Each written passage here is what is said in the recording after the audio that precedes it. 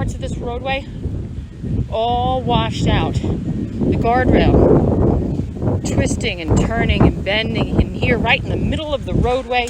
That needs to be moved. But again, nothing in comparison to what you're about to see. Okay, so this is the toll booth area. This is where you would drive through. You can't drive, I mean, it's really, there's some dangerous spots you shouldn't even be walking, but this is the only way to show you the bridge. All right. So you see where we are? This is normally how you'd kind of start up, get off above the water, and then there's this. About 50 yards of the bridge gone. It's all here. You can see the lines from the roadways. You can even see a chair there. You can even see a kayak. Obviously somebody didn't place that there, but it almost feels like the only way you're going to get on and off this island is by boat. There was one woman out here just a little while ago. She came out to grab a few pictures. She jumped back in her car and she got off the island. Other than that, we're alone, which is a good thing because you can feel Hurricane Ian is getting closer. The wind is picking up, the rain is picking up, and of course all eyes are on this, the water. Sanibel is bracing for an 8 to 12-foot storm surge. That means that when the storm approaches, this whole area will be underwater. This is what 140 to 160 mile-an-hour winds looks like, sounds like, and feels like. These are not the conditions you want to be outside in, getting video or looking at your house or checking on your friends and family. All right, for now, reporting for Wink News, I'm Celine McArthur. Back to you. Celine, what are you learning about the rescue efforts out there at Sanibel? Well, Russ, I found out that if you need fire or EMS service after 10 o'clock tonight, you are out of luck. They are leaving Sanibel Island. Now, you may be wondering, why are they leaving? Well, EMS and Sanibel firefighters tell me when the storm gets closer, this causeway will be impassable. In fact, all of the roads are going to be too dangerous to drive on, so they're not going to be able to get to you. Something interesting just happened. There was a sound check where someone was rehearsing their introduction to Congressman Christ, and they were using the song Ain't No Mountain High Enough, which gives you a little insight into how they're feeling tonight. As soon as Congressman Christ left the stage, he was swarmed by nearly everyone in the room. Here's how it looked from above from my GoPro, and here's the very last thing he said before he left the ballroom. Oh, it'll be a tough race, no question about that, but a lot of energy going on here. It's going to be fun.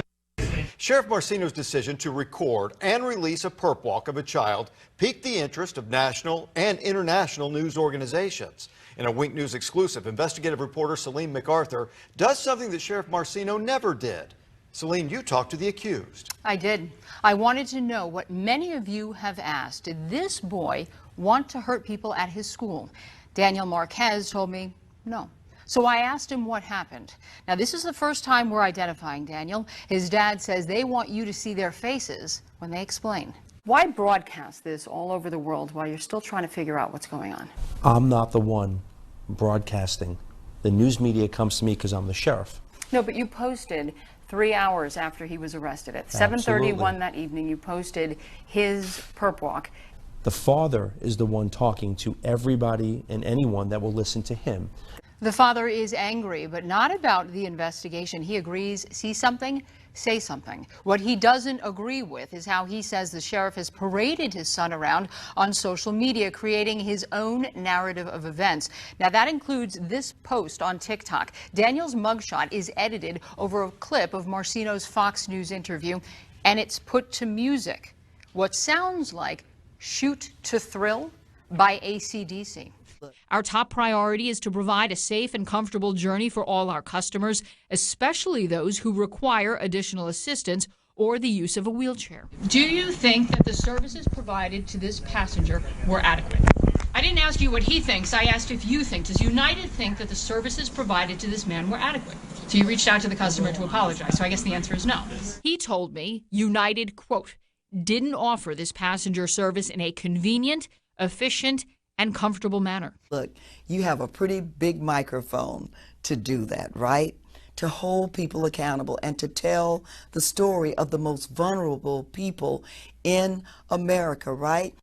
Right. That is exactly my job. Ask the tough questions, get the answers, and present them to you. This applies to all our elected leaders. You can go to any candidate or politician's website or YouTube to watch their campaign ads, their videos, and read their statements on a wide range of issues. We dig deeper. Congresswoman Demings gave us 30 minutes in Miami. It did take time to get beyond the talking points, so we focused mostly on two issues: gun violence and the high cost of living. How do you solve the problem of inflation? We've got to work to drive the costs down, right? Let's look at the bipartisan infrastructure deal, for example. I'm so glad we were able to get that done. Economists say that was a major driver of the inflation, the major driver of why things cost as much as they do today. Well, you know what? I talked to people who benefited from that plan every day. It's kind of like, if I can't feed you every day of the year, then I won't feed you today. Senator Marco Rubio's interview is on Zoom. That's the only way they'd agree to that interview. And I think a society that begins to decide what kind of life is worthy of protection and what kind of life is not is a society on a very dangerous, slippery slope. But you do support capital punishment, the death penalty. Well, that capital punishment is a completely different thing. First of all, I've already been arguing for years that I'm uncomfortable the way capital punishment is applied in some cases, because I want to make sure that the people who are facing capital crimes have the same level of representation as someone who could afford to pay for it themselves. That said, that is not innocent human life. These are people that are responsible for heinous crimes, and society does have a right to defend itself. In the end, I asked him what he would do for you if elected again. That he did not answer. The important thing is to talk about, first of all, what I've already done. While these rules can be limiting, there is an upside. These candidates can't lie in political ads or in person. But you're not allowed to say anything that's untrue, not only about yourself, but also about your opponent. So can you imagine? That's really one good thing. If we could get that in all the other elections where people couldn't lie about their opponents, wouldn't that be wonderful? Why can't we do that? Well, unfortunately, because of free speech, and in those other offices, there's a lot of leeway given to free speech, and so you can say things that are borderline not true as long as they have a grain of truth. A 29-year-old man with meth, marijuana, cocaine, and fentanyl in his system drives a stolen car the wrong way on Shelburne Road and slams into another car head-on. His name is Adrian Moore. He dies, and the woman he hits is hospitalized. That was the breaking news headline. When you dig deeper into what led to Adrian's death on this road, you learn more. We investigate what role social services, mental health, and the prison system in Vermont played in creating and unleashing what his sisters call a monster. The sisters say the proof is here. They provided me thousands of Adrian's documents from the Vermont Psychiatric Care Hospital, from the Brattleboro Retreat, from the University of Vermont Medical Center, the Rutland Regional Medical Center, the Howard Center, and the Southern State Correctional Facility. Here's what I found. Tonight, we're getting your questions answered. How much power does Burlington's mayor have when it comes to hiring new city employees? Is it reasonable to hire them without a contract? And how can you be sure your tax dollars are being used wisely? Well, after multiple requests for an interview with Murrow Weinberger were denied or ignored, the mayor is now willing to talk about his temporary director of police transformation. Now, the director was embedded, as you said, in the police department for 6 months to learn, what's going on. And then he's essentially sent home. Isn't that experience essential to police transformation moving forward? Cal's made it clear he's not going anywhere. He's a permanent resident of Burlington. Now, do you think moving forward, do you think the mayor should have the authority to create positions, determine their pay, length of service, and hire who they want to fill them? Well, that power, of course, is really severely limited. Weinberger maintains Dotson was a key player in, quote, forging a new consensus on policing in Burlington for doing things like hosting community conversations and spending time inside Burlington PD. But we don't know exactly how he came to that conclusion. Where's the proof? Now, in the records I requested, the email records, both the first batch and the second batch provided by the city, nearly every time it appeared the mayor and Dotson were having substantial conversations, they were blacked out. Many of you are asking, where's the money coming from to pay for this? So I asked the congressman if there's an American payback plan. So many Vermonters are getting money in their pockets, either through the stimulus checks or boosted unemployment to help them get through the pandemic. But we know nothing in life is truly free. Congressman, what should we all be prepared for because of this? An increase in income, business, or property taxes, more expensive goods, higher interest rates for car loans and mortgages? Well, we don't. Let me say this very directly. We have to borrow this money, and I made a decision to support that. So I guess the question is how are we going to pay that back? Because you know we're a consumer-driven economy, and many Vermonters are asking us, like, what should I expect to be paying more for because of this? They want to plan ahead. Well, you know, it's a different world we're in because we continue to have low interest rates, and we've had those persistently for years. And it's one of the reasons that economists on both sides of the aisle, Republican and Democratic leaning orientation, have advocated for a very robust federal response. Now, what happens when people's ideologies, belief systems conflict? So you believe you shouldn't have to wear a mask, but other people believe, you know what, I have the right to be safe. Whether I'm in a public space or I'm in a local business. So then whose right supersedes the other? How does that work then? You know, that's an interesting question. I don't know how to answer that, to be completely honest. That's a whole other ballgame. So many people are wearing masks.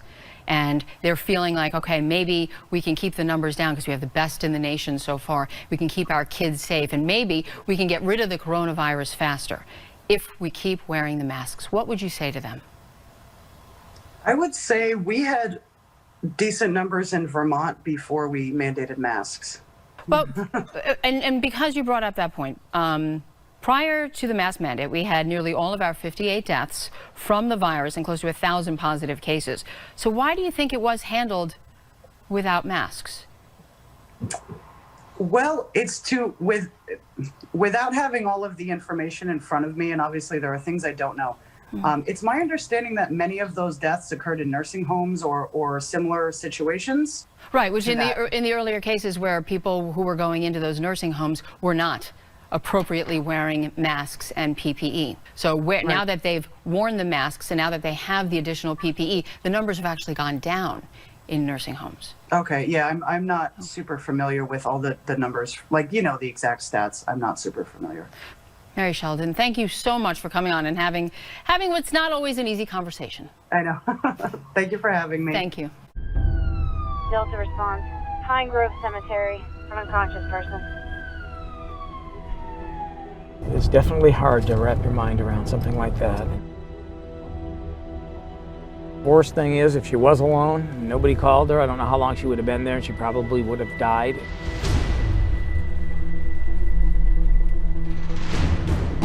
From this cemetery in Manchester, New Hampshire, to the source in the Caribbean, we take you on an exclusive ride through the opioid pipeline that runs up the East Coast. The cocaine shipments, heroin shipments through Puerto Rico or the Virgin Islands, where it's essentially in the United States, where they don't need to pass through customs once they get into the Northeast. We climb the ladder of law enforcement to give you the bigger picture. Your investigation goes from this small little blip on the radar, and it grows, and before long, you're dealing with a multi-level drug trafficking organization. We investigate the latest trends. Fentanyl being mixed with cocaine. So we have a community of users who feel like maybe I'm safe from this because I'm not a heroin user. And emerging threats you need to know to protect your family. Cartels don't have to play by any rules at all. We go old school to bring you the news no one else is reporting. They'll have runners pick up the drugs in boats like this one. Some people look out and see the beautiful ocean. You know, we look out and see, man, look at all these ways that a go-fast boat could come in here and drop off drugs. Hitting the streets to investigate what's really happening. When you sell, do you know what you're selling? Not that type, no. When you get it, they don't tell you. What is that? Correct. Learning from the people you'd be too scared to talk to in neighborhoods you'd never step foot in. The U.S. may be focused on strengthening the northern and southern borders. We're going to build a wall. It's going to be a great wall. It's going to be a real wall. But the back door to the United States is open. They can close all borders. They can close the Canada. They can close the border in Mexico. But there's a back door open, which is Puerto Rico. And an alarming number of dealers and drugs are flowing through to you. In Lawrence, it's every other house. I've come down here randomly and just found it. Do you guys know where I can get some brown? up in Lawrence had that 10 kilos or that 1 kilogram of heroin or fentanyl get up there. We need to know, we need to work it all the way back here so we can stop it there where it's coming out. We went to the source to find out. I receive all the drugs that come in from Colombia and Venezuela. Eye-opening stories you wouldn't believe if we didn't travel thousands of miles to bring them back to you. What you see on TV is accurate. There's a lot of death associated with the business. You have to take care of your children and prevent them from ending up in the streets. If we have to go neighborhood to neighborhood, house to house, we're prepared to do it because people's lives are at stake here. Hey, please, search warrant! Get on the ground right now! We've got to go after the organization so we can eliminate them from start to finish because it's so important for us to interrupt that supply and bring those people to justice. You're going to join us? Thank you for joining us. I just got it in my ear. Producers are like, where are you, Greg? Where are you? Where are you, Greg? Are you looking at our forecast? I'm checked out. It's midnight. I'm ready to go. You don't want it just a quick little something? No, I'm done with weather. But might I say, well, let me tell you, if most of the time, if you want to get out, you want to get out in the morning on Sunday and Monday. In the afternoons, it's going to be a little bit iffy. Tune in to the Pink Weather Team for more.